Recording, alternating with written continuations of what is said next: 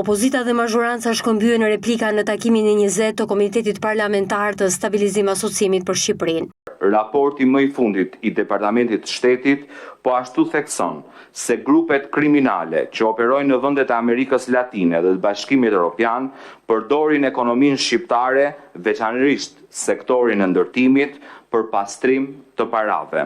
Shqipëria mbetet vulnerabël ndaj pastrimit parave për shkak korrupsionit dhe institucioneve të dobta, si dhe për shkak të informalitetit të lartë, çka e bën vendin tërheqës për investime nga krimi organizuar. Por dua ta nis me një keqardhje sepse dallimet tona politike apo qëndrimet tona të ndryshme për çështje të caktuara nuk mund të jenë argument për ta bërë pis Shqipërinë.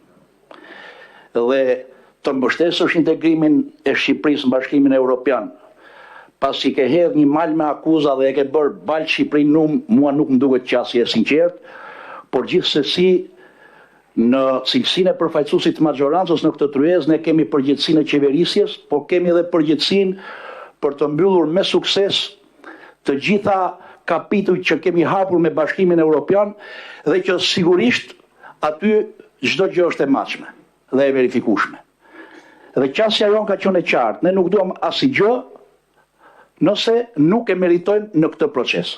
Kryetari i Komisionit të Ligjeve dhe Administratës Publike u ndal në rëndësinë e reformës në drejtësi, duke theksuar se Këshilli i Lartë Gjyqësor, Këshilli i Lartë i Prokurorisë dhe Inspektoriati i Lartë i Drejtësisë duhet të mbajnë standardet e vettingut në verifikimin e gjyqtarëve dhe prokurorëve të vendit. Zbatimi i reformës në drejtësi ka edhe sfidat e veta.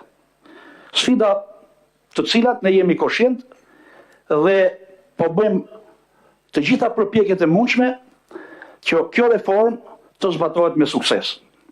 Vettingu, proces shtylla kryesore e reformës në drejtësi, ka mbaruar procesi i rivlerësimit në shkallën e parë në Komisionin e Pavarur të Kualifikimit dhe në qershor të vitit 2026 do të mbyllet ky proces edhe në Kolegjin e Posaçëm të Apelimit.